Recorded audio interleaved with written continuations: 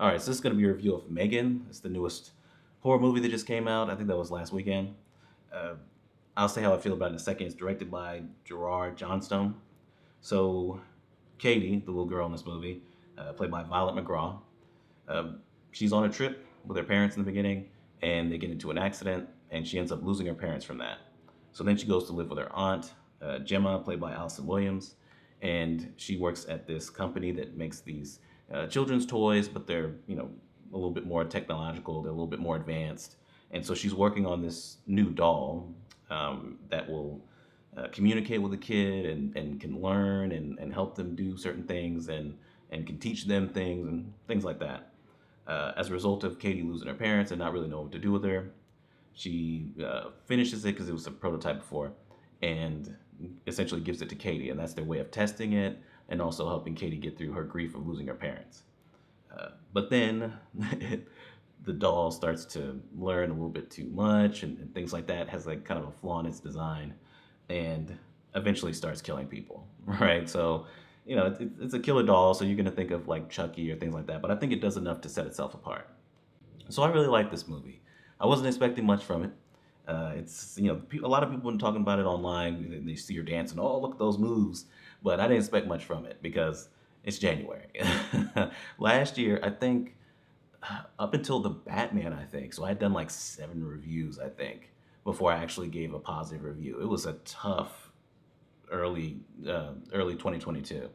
So I'm not expecting much from it. I've been doing this for long enough. I know what January is about. And it's a killer doll. So it's like, okay, it's Chucky. But no, this is actually really good.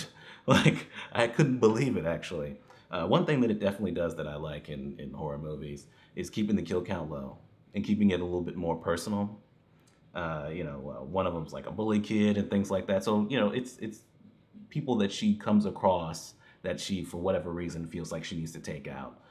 But she actually does do a good job of like being there for Katie as a result of what happened to her. They put on this demonstration, and so Katie starts kind of breaking down about her parents, and she helps her through it and things like that. And it's like, wow, this thing is creepy as fuck. Like, this movie is really good at building tension because of how creepy this fucking thing is.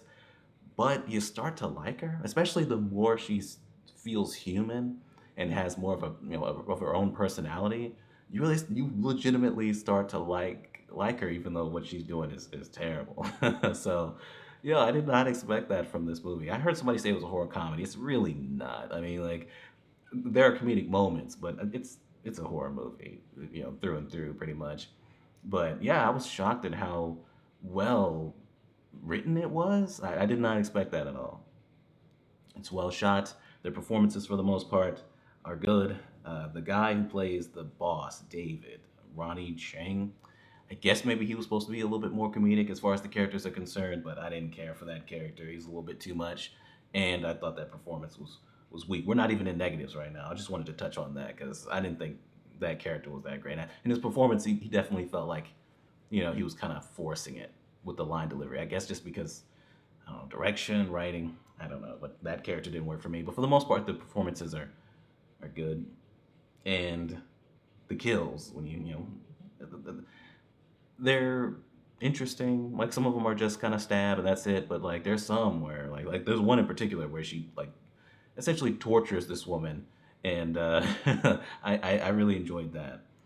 By the end, when she's doing a little bit more, when she's fully lost it, I really enjoyed it. I mean, certain like she's got a certain personality to her that makes her really fun to watch, even when she's killing people. So I really like this character.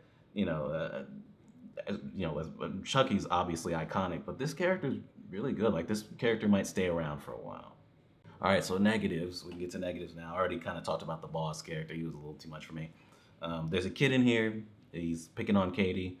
Uh, this kid should be at fucking Beyond Scared Straight or whatever the fuck, instead of at this learning camp or whatever they're at.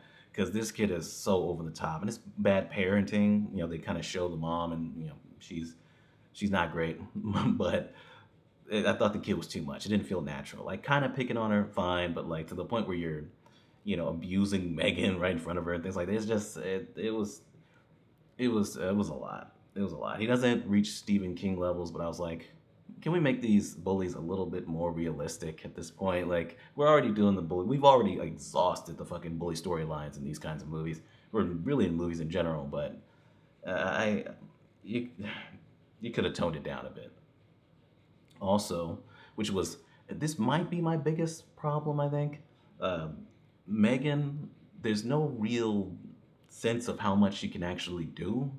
Like, I get she's learning and she's getting better and better and better, but at points she's doing things and I'm like, she's damn near omnipotent. Like, she might as well be using, like, technology at a certain point is indistinguishable from magic. She might as well be doing magic at this point. Like, it seemed like she could just do anything, right? She can interrupt people's calls, right? She can mimic people's voices. She can do all this. I mean, at a certain point in this movie, towards the end, she walks out, walks up to a car, unlocks it, gets in the car, starts it somehow, and then drives off. I'm guessing she's able to control it technologically. And it's like, what the fuck? She can do all that? I was like, there was a point where I was like, okay, what can she do or not do? I mean, she's like Ultron in Age of Ultron. Like, where she could just, as long as she's connected to the network, she can just do anything, I guess. I don't know. It was to the point where I was like, okay, I would be a little bit more invested if I knew exactly how much she could or couldn't do. Because it feels like the script is just like, look, she could just do this for this for this to happen or for this to work. All right, just go with it. And for the most part, I did. But at a certain point, like with that car, like, okay, how much is she able to do at this point? This is getting ridiculous. And then in the climax, there's a point where Katie does a certain thing, and I was like, this feels contrived. I don't feel like she should be able to do all that with this thing. It didn't seem like she was able to do anything with it, but we need this moment, so it's like, okay, we'll push logic a little bit. I didn't care for that much. For the most part, though, I thought this worked. I liked most of the characters and the performances and things like that. Like I said, it's shot pretty well, and I think that it's written much better than I thought it would be when it comes to the emotional moments of Gemma and Katie, trying to kind of connect with each other and not really being able to do it. So the whole involving Megan in that too. This is good. I mean, we're starting 2023 off pretty well, right? That's it. That's Megan. I'm giving it a just awesome. I didn't even give it a rating. I'm giving it a just awesome. My second to the highest rating, not quite my highest. And that's it. Subscribe, and we're done.